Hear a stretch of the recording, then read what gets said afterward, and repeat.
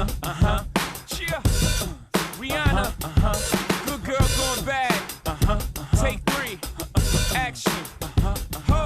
Hello, everyone. Welcome to the Always Forward podcast. I'm your host, Christian Smith. And I'm Hope Evelyn. And welcome back to episode number 3 of our podcast. And today we are talking about winter break, getting ready for that.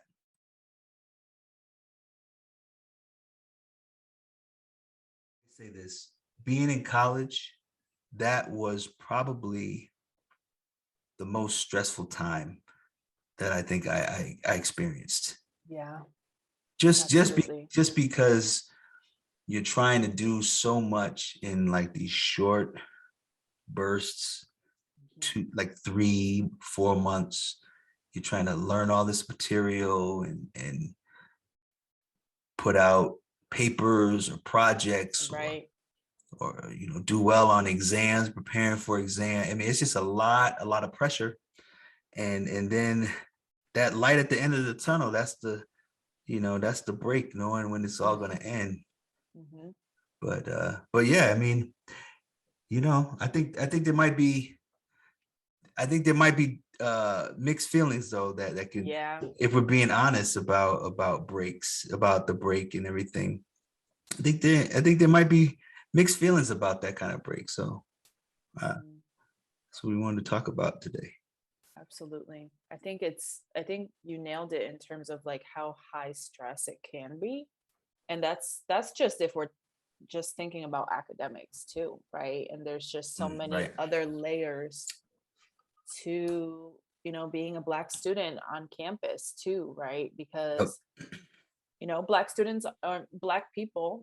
Black experience is not monolith. There's not just one sole experience, and so some people are also navigating working or being on an e-board for an RSO on campus, or some kind of Greek life organization, or just so many different things that can add to the layers of the experience of being a Black student at a predominantly white campus. And so I wish it was just academic sometimes for students, right? But sometimes there's just so much more pressure in other areas as well. And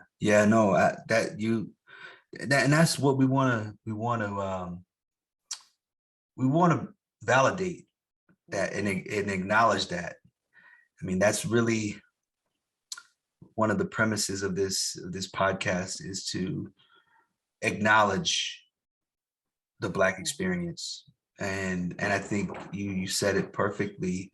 The way college is supposed to be, or the way this stuff is supposed to go down, is that all you have to do is focus on your academics, right, or whatever other things that you want to pursue that are going to augment your portfolio or your resume, or basically you're trying to build your career. Exactly. Right. And so like those are the extra things to focus on. But that is not the experience for everybody. And even within the Black experience, it varies. It can vary. I think when you mentioned the time sensitivity of a semester, it's 3 months. And when you think about that, that's really fast. 3 months can go in a blink. And so when you're trying to manage all these things in such a tight time frame of 3 months, that's just a lot to manage. It's a lot of time management and a lot of additional pressure to your experience, because there's also this level of like wanting to have fun and wanting to enjoy your experience too. A lot of times students take on e-board positions or things in RSOs to balance the academic stress. Like the RSO can sometimes provide the home away from home or the joy of the college experience. but being on an e-board is stressful, right? Like having a position and being a leader in that group is stressful. And so this idea of finding balance with your college experience can be super difficult when you're thinking Mhm. also of like, I have 3 months to get this done, right? When I listen to what you're saying, it it made me think about expectations. Mm-hmm. When anyone starts college, I know when I started college, you have a picture in your mind about what it's going to be like, and you're definitely thinking about how much fun you're going to have, Yeah. the stuff you're going to do. Yeah, I'm going to do school, I'm going to do studies, all that stuff, but you are thinking also about the fun you're going to have, and uh and so it's like, it's really, I think frustration comes from unmet expectations. Yeah. And so if it's not all like that, or you're not able to enjoy and have fun and you do all the things that, like, yes, is what people think of when you think about college. Mm-hmm. If you're not able to really do that, it starts to feel like, I'm getting robbed or something, or like, Mm-hmm. or what is this, why am I not? Or you might just say, I'm going to, Right. even if my grades suffer, Right. I'm still going to do it. But either way, a lot of this stuff, the way I try to, one of the things that helps me understand it and the impact is like, it's really looking at it like it's a tax. Mm-hmm. It's like Mm-hmm. an extra tax on, because it's like when you see something, you want to buy it and you price it out, like my son he's trying to buy a PS5 or whatever. And, he's like, okay, I got enough money. But then when you go to checkout, there's the tax. He's like, oh, okay. And shipping and handling Yeah, fees. I got to pay all this other stuff on top of it. I Mm-hmm. can't just walk in and get it, just at the tag price, and I Right. think that's how it can be. Yeah, sometimes there's like unexpected things that pop up, right? And so when we conceptualize the Black experience for students, it doesn't always go according to plan, right? Especially if we're talking about like top priority, if you're a student, is academic stuff, right? You're enrolled Mhm. for an education, and if classes don't go according to plan, or you don't get the grades you were hoping for, or things like that, it creates this whole new set of pressure, Mhm. because some of those other things have to kind of be tabled, right? Like, do I really need to be on an e-board, or do I really need this many hours at my job, or do I really need to go to parties on the weekends or have these Mhm. other experiences? And so I think that kind of fuels what you're describing, like these unmet expectations, Right. because you're forced to like shuffle things around, to try to meet those expectations, whether academic, social, whatever. And Mhm. so that's a lot of shuffling and a lot of brain power during the semester. So this idea of break sometimes can be Right. exciting for some, because it's like I can give that shuffling rest, but for some it's just new factors that I have to shuffle over break. Mhm. It's not really a break for some as well. Mhm. So if we were to, you know, shed light on, or could- or like acknowledge Mhm. some of the things that people are shuffling, Yeah. what are some of the things that you've seen, or you maybe even have experienced it, like, and I'm shuffling these things and it takes away Right. from, the idea of like enjoying this, or this being restful or something like that. Yeah, of something being a break, right. Yeah, yeah. I've definitely heard from some students that I've met with, that going home brings up a whole new set of responsibilities that they have to, Mhm. like, academics may be on pause, but the other responsibilities of going home and break come up again. And Right. so again, it's like shifting responsibilities or focus, kind of shuffling. Like some of my students say, I work all winter break, like Mhm. all winter break to save up money for the next semester. And so it's navigating getting to work, coming home, eating, all of those things. And so is it truly a break if you're spending 8 hours at a job or, doing Mm-hmm. something else? It's the equivalent of classes and clubs or whatever your on campus responsibilities are. And so is it truly a break if I'm working all day most days? Mm-hmm. Um, that's at least one thing I've heard. What have you heard? Yeah, yeah. Well, no, I definitely heard that. And I think the thing that so the shift even for what I experienced going through college and what I see now happening Mm, mm, is it as I want to just add on to that because I mean I've always worked. I've worked since I was 15 years old, right. you know. Hmm. And the reason why I worked in college was not very different from the reason why I worked in high school. It Mm, was like so that I could have money to do things that I wanted to do. right. You know what I mean? But um, but I think more of what I hear now is like people working to fund their college pursuits, Yes. to pay a bill, Yes. to pay their bill off so that they can go back to school. And Mhm. that's a shift, at least for, I mean, that definitely wasn't my experience. You know what I mean? And I think that like, that's a major,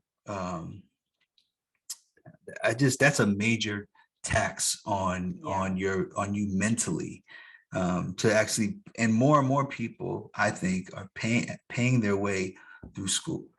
Hmm.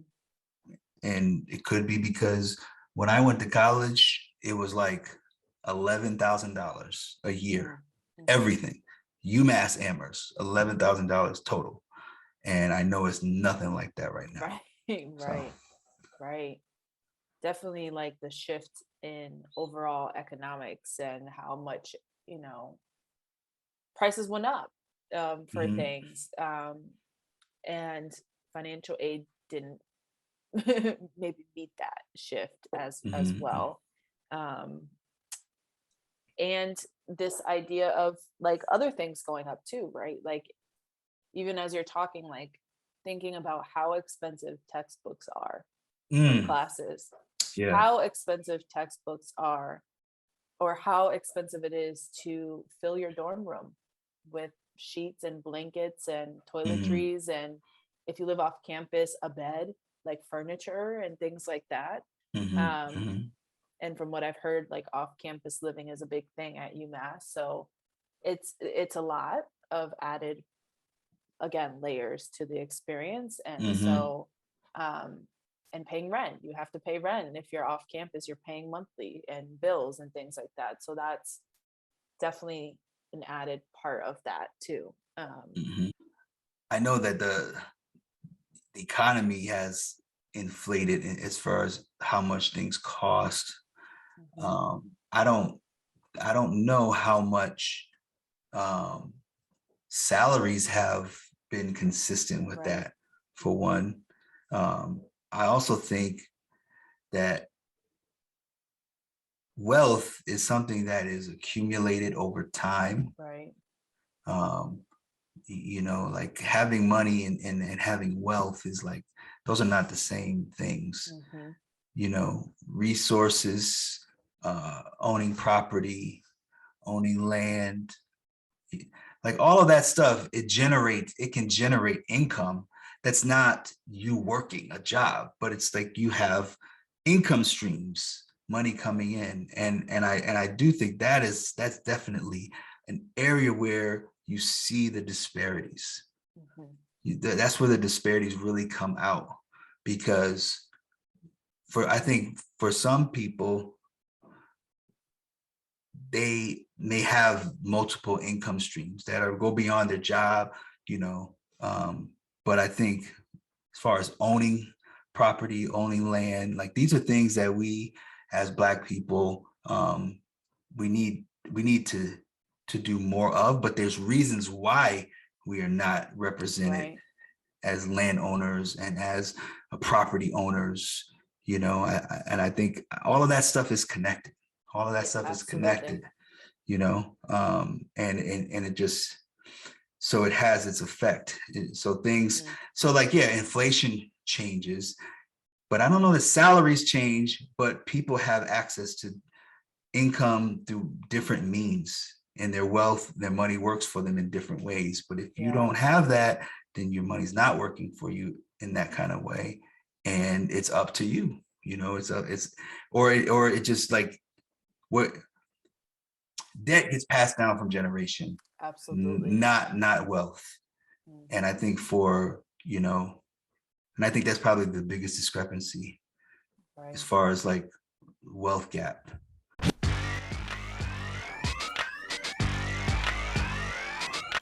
On March 19th, 2021, the Center for American Progress issued a report entitled Eliminating the Black-White Wealth Gap as a Generational Challenge. In this report, they identified that the racial wealth gap is a generational challenge that requires new yet doable policies. One of the many stats that they cited to establish the importance of addressing the black-white wealth gap was that in 2019, the median wealth of black households in the United States was $24,100, compared with $189,000 for white households.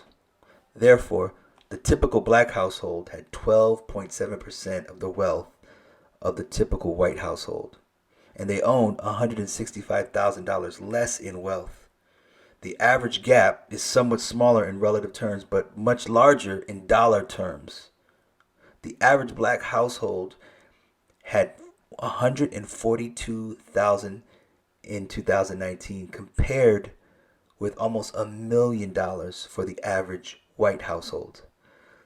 This means that on average, black households had 14.5% of the wealth of white households, with an absolute dollar gap of over $800,000. Getting even more specific, this article established that the persistent black-white wealth gap is a result of a discriminatory economic system that keeps black households from achieving the American dream. This is something that every university needs to understand and consider when making decisions about equity and access for black students.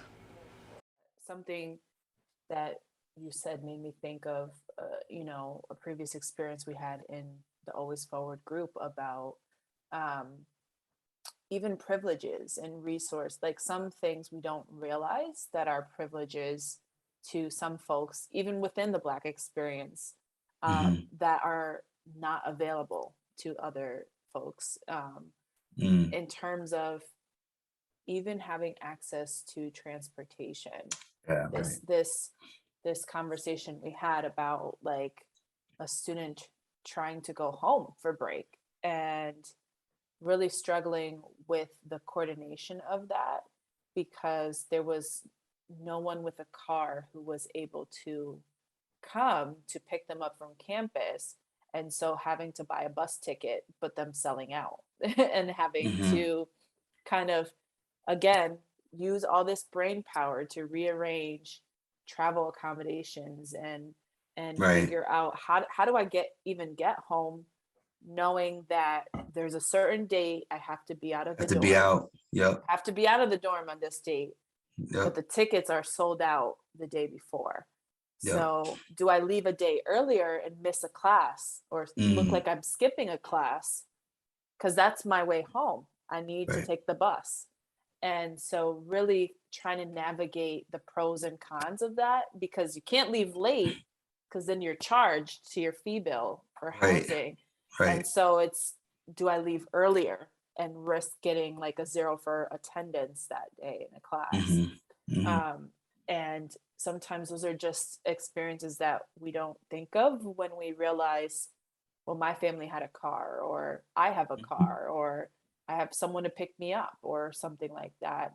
Um, it's just, again, like an instance where you can see the disparities of how resources are Yeah. available or distributed in certain experiences.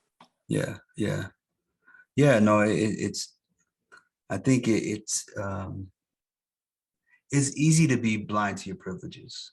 Mhm. And I think that's something that, I mean, we had a conversation about earlier in the semester in a different group. But I think it's hard. It's hard to see it. That it's hard to see what privileges that you have, and it's easy to think that what I have, everybody else has. Everybody else has this. Everybody else has this kind of like access, and that's really not the case. And so, like you said in the beginning, some of that is, even within the Black experience, it's not like everyone. Um, it's not like everyone has the same level of difficulty, you Mhm. know. It's just, but I think we all have to be aware of our privilege, the Mhm. privileges that we have, um, and that other people might not have it like that, you Right. know. And I think that's helpful for advocacy, you know. Mhm. Mhm. Um, and I definitely think the university, as a predominantly white university, I think needs to really do that, even in such a way to model it for white students, to model that's not, because I think one of the other things, and I'm constantly reflecting on my own experience as a college student, but I think one of the things I did hear a lot of when I was a college student was like affirmative action, and it was almost like, Yeah. it was almost like you know, like this negative thing that Mhm. people just couldn't wait to be done with, or Mhm. put away. Like it was like it lasted too long. It should have been gone Mm. a long time ago. It's not, and I think that that it shows that has gone away. Mhm. Because I think what we're talking about is that there's not equity across the board. It's definitely not equity. And your privilege may lead you to believe that other people have access, but Right.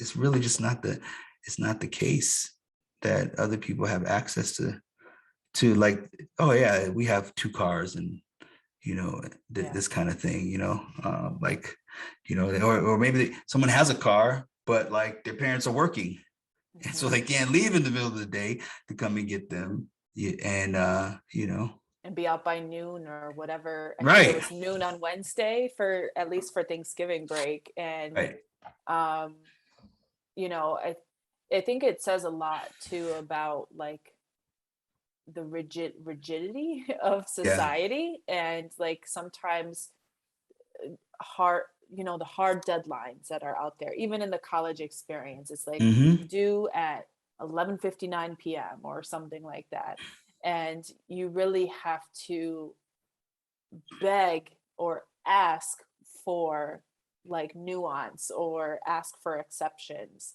yeah, Exceptions aren't the norm. The deadline is the norm. The hard rigidity of yeah, this yeah, yeah, day at yeah, this time is the norm. And you have to ask or advocate for exceptions, and almost plead your case for nuance of like, this is why I can't meet this deadline and this rigid thing. Um, Rather mm-hmm, than having, you know, more flexibility yep, somehow, in how we can support students or folks who can't meet certain deadlines or have extenuating circumstances or things like that. mm-hmm, Creating waivers of some sort, or like things like mm-hmm, that, that can really be more supportive, again, and have more space for nuance so that equity can be made.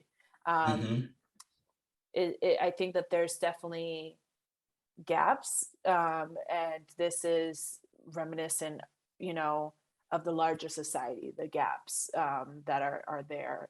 It's not isolated to UMass. It feels like it. Yes, it's occurring at UMass, but it's also like a spotlight for how like the general society kind of works with these rigid, hard deadlines and expectations of people, and not giving space for Mm-hmm. certain experiences or circumstances that just don't fit the mold. Mm-hmm.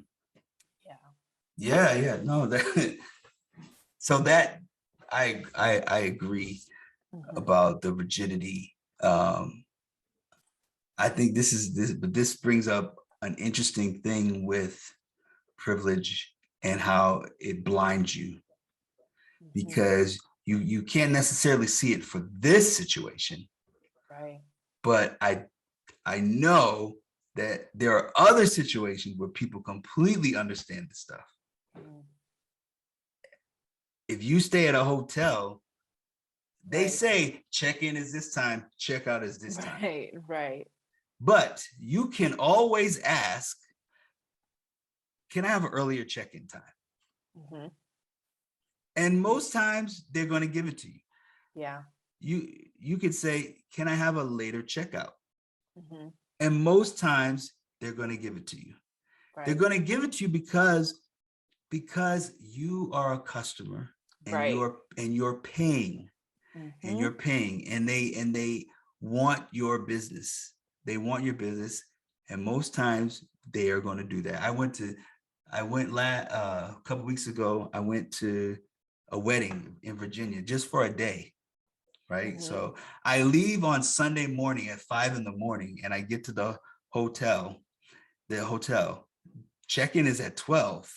I just said, can I check in now? It was 8 o'clock in the morning. I checked in at 8 o'clock in the morning. Yeah. And then I called and I asked the next day, can I have a late checkout? Like, what's the latest checkout I can have?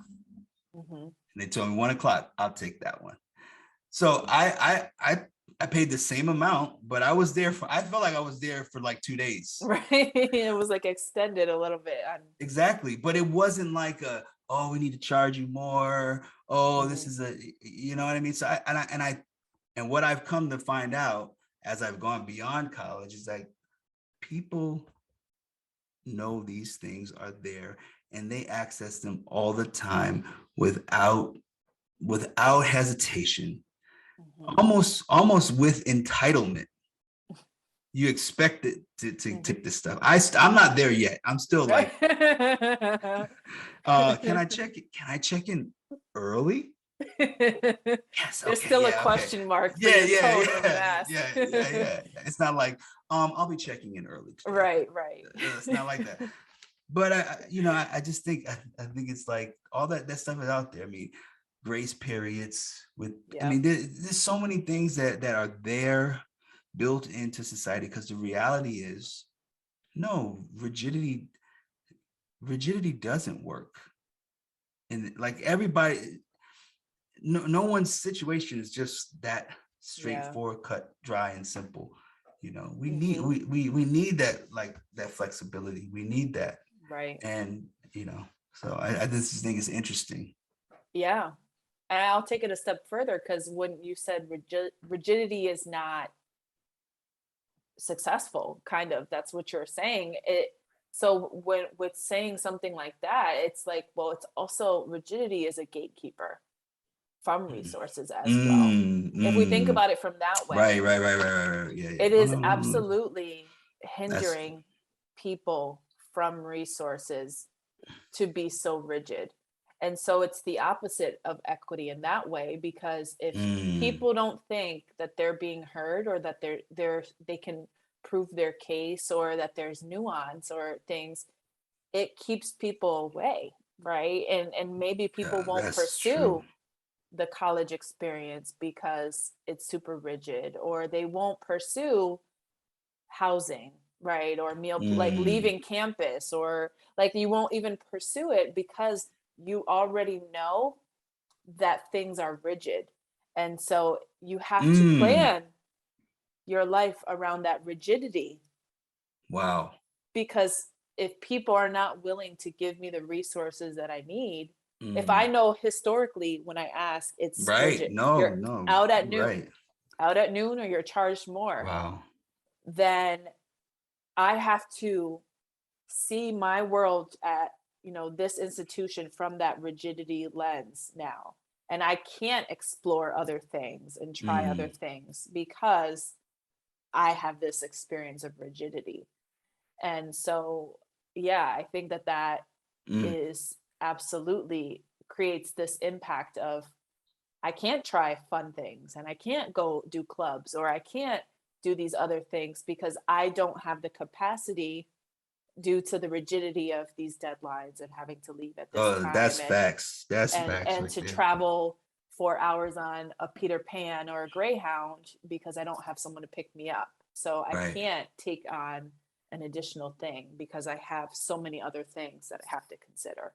Yeah, yeah. Wow. You said rigidity is a gatekeeper. Mm-hmm. That was the arrow on the target emoji, Mm-hmm. the bullseye. Mm-hmm. That is absolutely what happens. That rules become like these rules, they become a way to allow or prevent Mm-hmm. resources to or opportunities. Yes. They become a way to allow or prevent opportunities. So really, it's like it's so subjective. Well, we have the rule. We have the rule. Mm-hmm. So I can't let you. But you could also, but then somebody else could come along and they could say, "Oh yeah, come on right in." Mm-hmm. That's exactly that. And I think, I mean, I don't know. I I I don't know.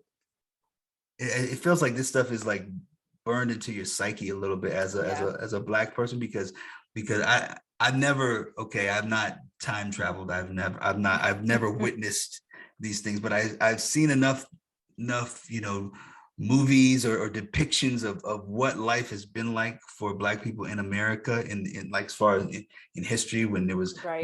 when segregation was a thing, and when it was just so much more blatant and outright. Mm-hmm. That kind of stuff happened all the time. Even after civil rights, after the civil rights movement, Right. any business owner can say, yeah, these are the services that I provide for white people, Mm-hmm. but I'm not serving you guys. Mm-hmm. I'm not giving this to you. This is not for you. You can go somewhere else if you want that. Right. And I feel like I mean it's almost like in a certain way you grow to sort of expect that. Mm-hmm. And you don't even think to ask, because who likes getting rejected? Right.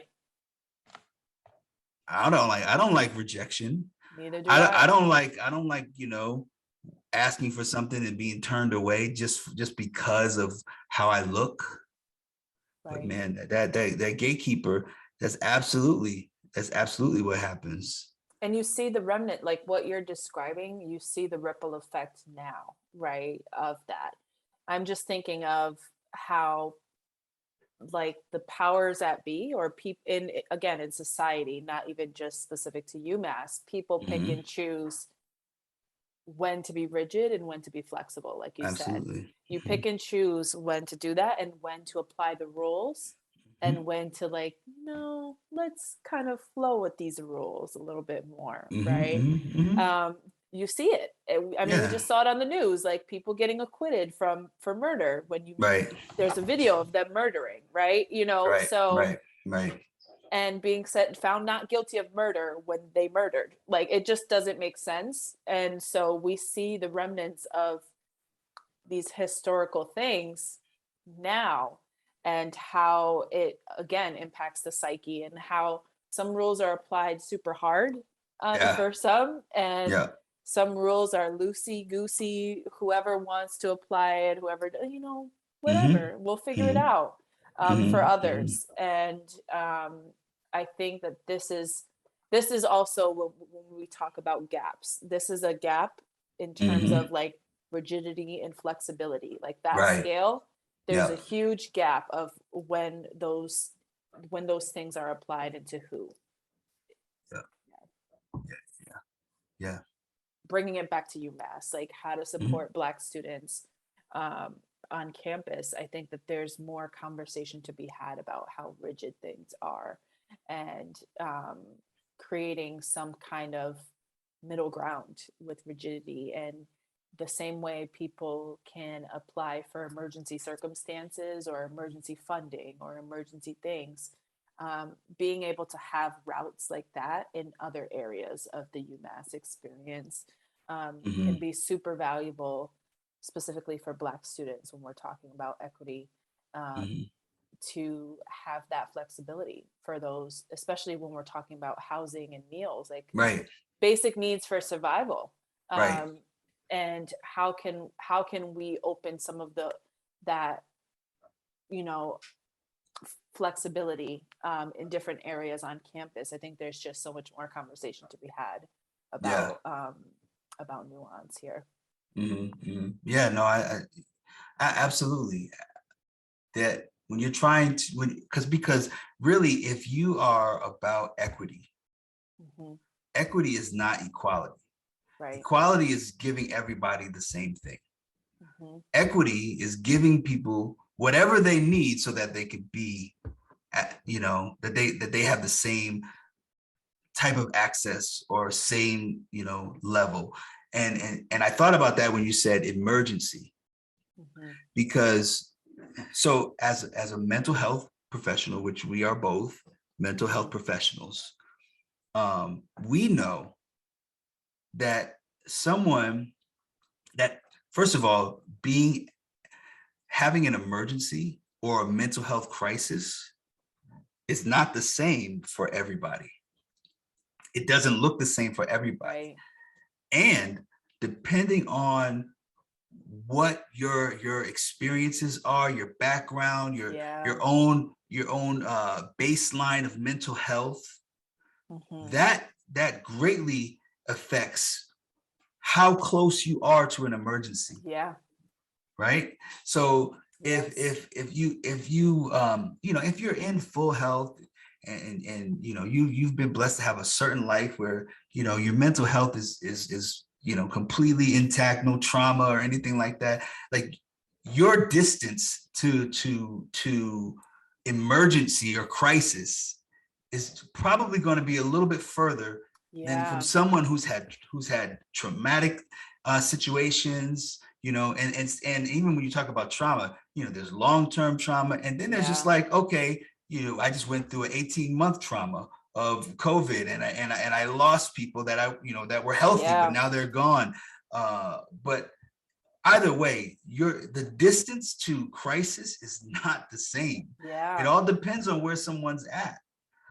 And so some people are closer to emergency than others. Some people, it doesn't take much for them to get to emergency because of where they're starting from. Yeah, that's a good point. Yeah. Right. And this idea of moving from equality to equity, I think that there's absolutely this transition there that can be a part of filling some of these gaps, right? And moving from rigidity to a little bit more flexibility in different areas. They feel like they're kind of parallel experiences. They go hand in hand. Yeah. And so I think that reimagining certain things and certain experiences from this lens of equity rather than equality, and moving to, more flexibility, can be super valuable, especially for marginalized folks on campus, and specifically Black people, obviously. That's what we're talking about here.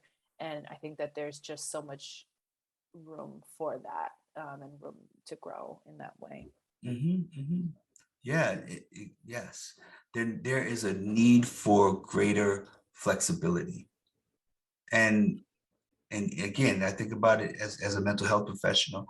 If I'm on call for crisis, and someone's having a hard time, I have to take them for where they're at. Right. And I have to be able to adjust my interventions and have flexibility. I can't just say, oh, you came in here. Oh, I'm calling the hospital. We're going to get an ambulance and take you to the hospital because you came in here, and I'm crisis, and it's got to be equality. Everybody who comes in here, they got to get the same kind of service. Right. So you came in here, I know you're not really that like, I mean, you're not as in a bad situation like this person, but we send everybody to the hospital. Right. You know what I right. mean? We send everybody to the hospital. You can't do that. You can't have that kind of rigid kind of a thing. You got to take people where they're at, because sometimes that's, I mean, that you got to give them what they need to get whole. Right. Right. And I think that, yes, exactly. And be flexible as staff people as well, right? To consider the nuance of the individual experience. It's And so nuance. Yeah. it's flexibility on both ends, right? Being open to certain conversations and being able to adapt and adjust based on what is shared. Because ultimately, the end goal of being someone who is employed and working for UMass is to assist students in a positive academic experience.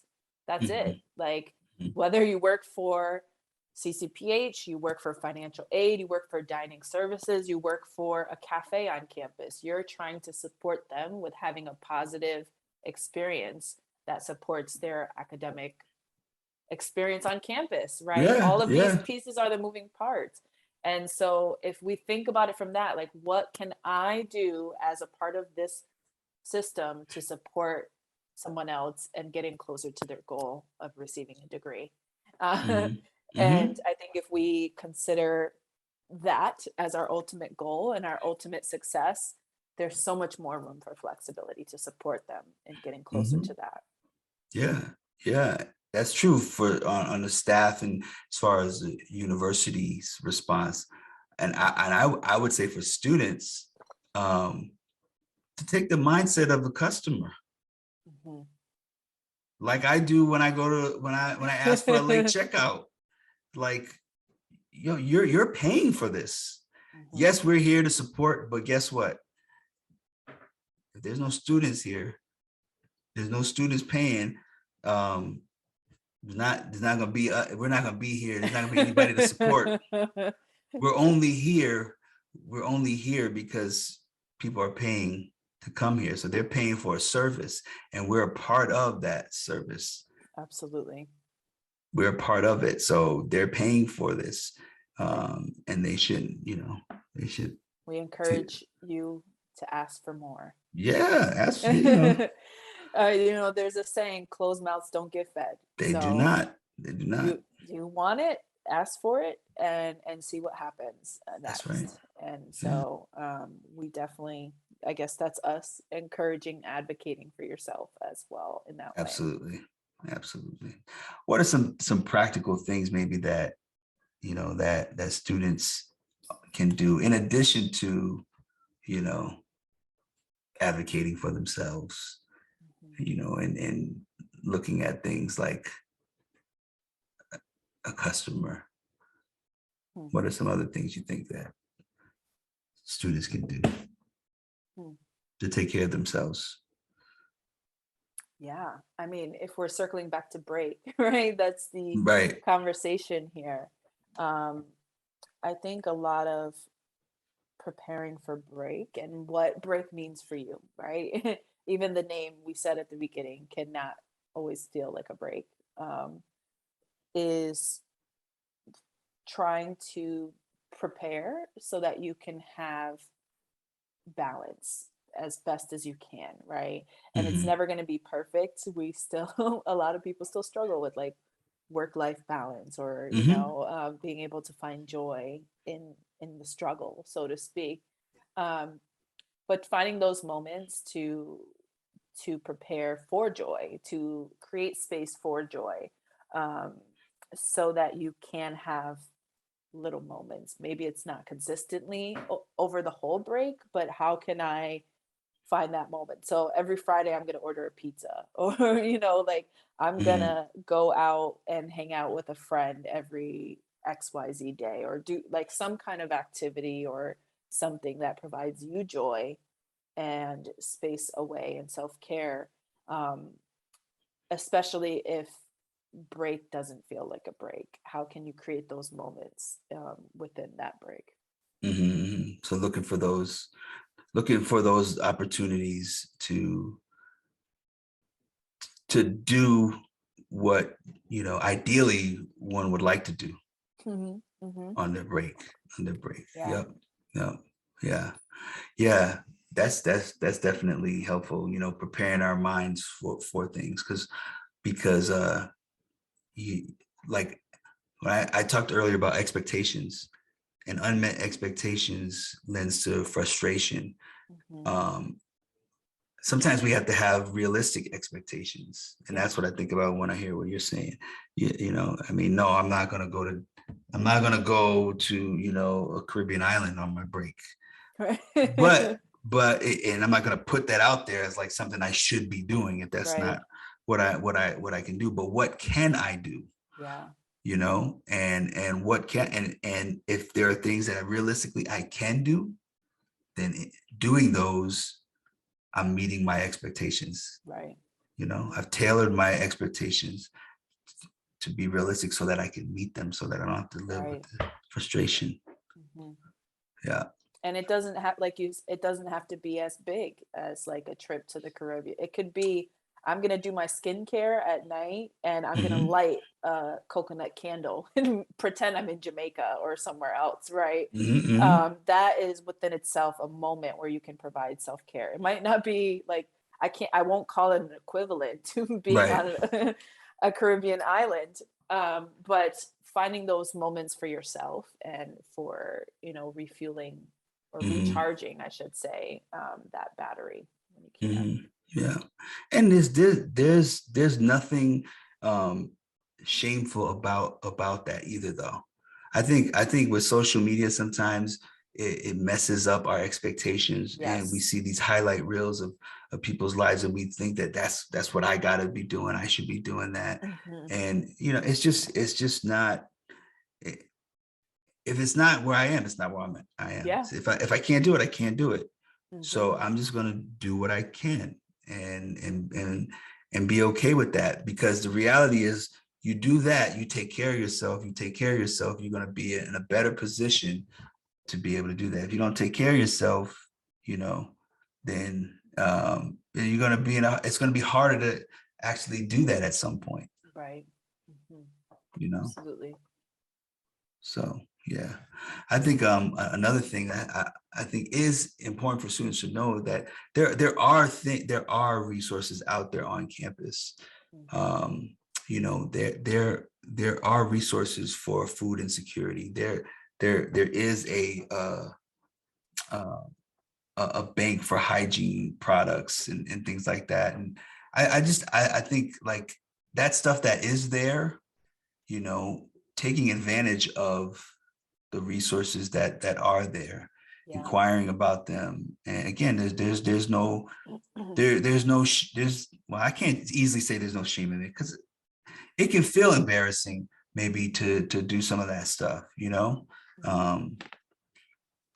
but like it's there, and if you need it, you don't use it, somebody's going to use it, right? And so I think there are resources available for students, Absolutely. So yeah. Anything else? No. Take care of yourself. Find time for joy, especially if break or home life isn't what you expected or want. Find those moments for yourself and for joy away from the environment that may be stressful or upsetting. Try to find those little nuggets of gratitude and moments that you can recharge and refuel yourself and take care of yourself. Oh, I have just one. I have one too. On holidays, I remember thinking, okay, I got a little money. I'm going home. I got to get gifts for people. Do what you can. I mean, if you want to do that, but you don't have to give like a boss. You know what I'm saying? Like now is not the time. And maybe you might be hearing this and be like, oh, I know that, Good. I'm glad you know that. But for anyone who's maybe was like me and was a little confused by that, you know, you don't have to, and sometimes you may even feel the pressure. You know, some family may even put pressure or whatever, but you know, do what you can do and don't do more than that. Don't do more than that, because you know, your time will come when you can give good or great gifts. But now as a college student, I'm not thinking of getting extravagant gifts from a college student. I'm not thinking that, you know, that they're going to do that. So, because that's not where you're at right now. And that's okay. So I just want to say that because I know going in, sometimes there's a little pressure, you know, Black Friday, all that stuff. I made holiday cookies. That was my There you go. Holiday cookies. You know, you get some peanut butter cookies with the Hershey Kiss and sugar cookies shaped like a snowman and call it a day. It's the thought. That was that my counts. gift. I could not afford anything other than cookie ingredients. So there you go. And that's beautiful. That's beautiful. Right. Cookies from hope. I mean, who wouldn't want that?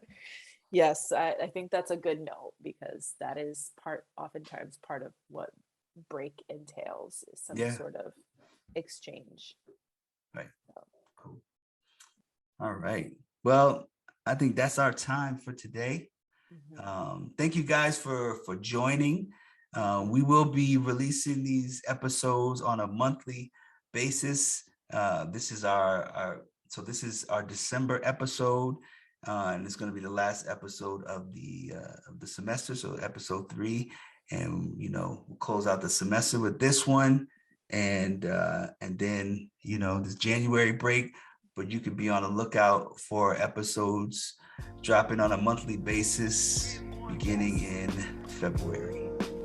So there you go. Thank you guys for joining us, tuning in, and we'll see you soon. One city, one country, one state. Some place to be nobody.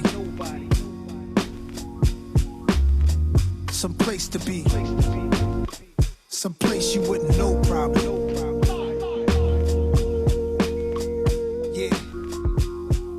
Yeah.